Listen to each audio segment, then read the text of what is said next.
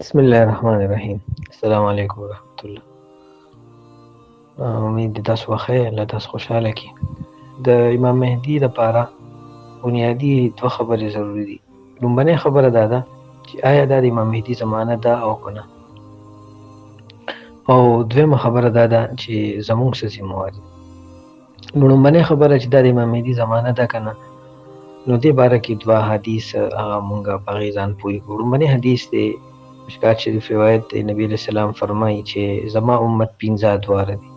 لومبنی دور هغه د نبوت دی، یعنې د نبی علیہ السلام زمانه مکی او مدني زمانه 23 سال، او دویم دور د خلافت دی، یعنې د ابوبکر او عمر عثمان او علی رضی الله عنه 30 سال دوران خلافت. او د دې نه پس بیا نبی اسلام فرمایي چې دې نه پس په ملک عاز وي. ملک عاز معنی ده چې هغه حکومت چې هغه به د شریعت کې انتخاب به د شورا مطابق نه، یعنی د بنو امیه حکومت، بنو عباس او د سلطنت عثمانیه، چې دا ملک عاز و. ملک عاز معنی هغه حکومت چې هغه په شورا باندې د مسلمانانو په شورا مبني نه وي، بلکې هغه حکومت پلار پسې زوی او زوی پسې نوسی او نوسی پسې نوسی او په دې طریقې خانداني اعتبار سره حکومت. او څلورم حکومت نبی علیہ السلام چې کوم حدیث کې فرمایي د ملک جبري. ملک جبري معنی د زور او زبردستۍ حکومتونه، یعنی هغه حکومت چې په هغې کې پلار او نیکه نظام هم ختم شي، او په هغې کې بس د زور والا چې چا زور وي نو د هغه مشري وي، د هغه حکومت وي، دا ملک جبري. نو دا د 1924 نه چې کله خلافت عثمانیه، سلطنت عثمانیه پرېوته، د هغې نه پس دا چې کوم دی نه شروع شو او تر اوسه پورې دا روان دی. او د دې نه پس نبی علیہ السلام وعده کړې ده چې دې نه پس به دوباره بیا خلافت علی منهاج النبوه راځي، یعنې د نبی علیہ السلام د نبوت د زمانې په شانتې یو بله زمانه به راځي چې په هغې په اخره کې به عیسی علیہ السلام راځي. 7 کاله به د امام مهدي حکومت وي، 7 کال به دجال راشي، 9 کال به د دجال وي، او اخري کال به بیا یعنې هغه به عیسی علیہ السلام الله پاک اسمانه راکوزي او هغه به دجال ختمي. او دویم چې کوم دی نو دې سره 4 فتنو متعلقه حدیث دی. نبی علیہ السلام دا فرمایي چې زما امت کې به 4 فتنې وي. لومبنۍ فتنة الاحلاس، دویمه فتنة السرا، دیمه فتنة الدهمه، او 4مه فتنة الدجال.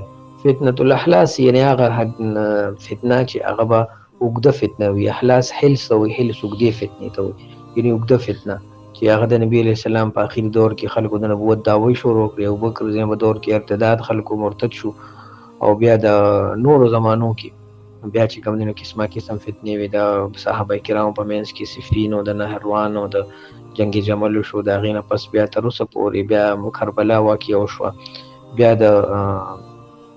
د حرې واقعه وشو چې په کې کعبه هغه شهیده شوه، او مدینه کې مسلمانانو کورونه هغه شهیدان شو، صحابه شهیدان شو.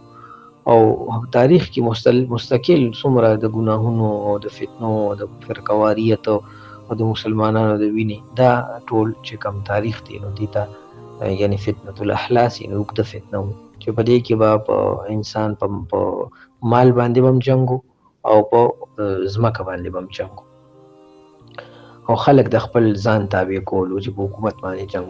او دویم چې کومه فتنه ده فتنة السرا، یعنې هغه فتنه چې هغه خوشحالۍ والا فتنه ده او مالدارۍ والا فتنه ده، او هغه فتنه چې هغه پټه باندې مسلمانانو ته راځي.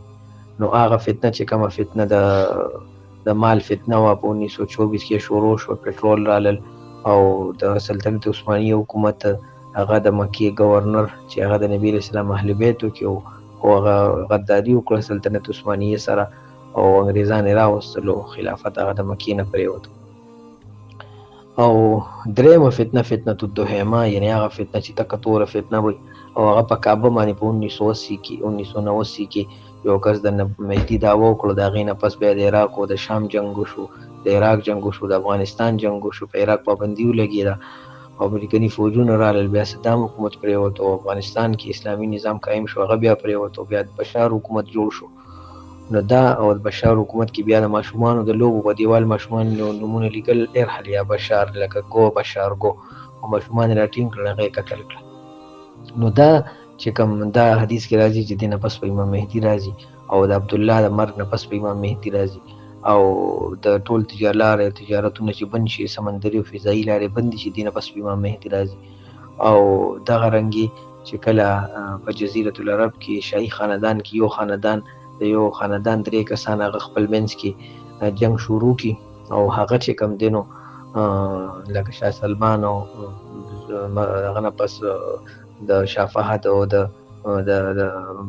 عبدالله بچي او متعب او عبدالعزیز د دې ټولو منځ کې جنګ وشو.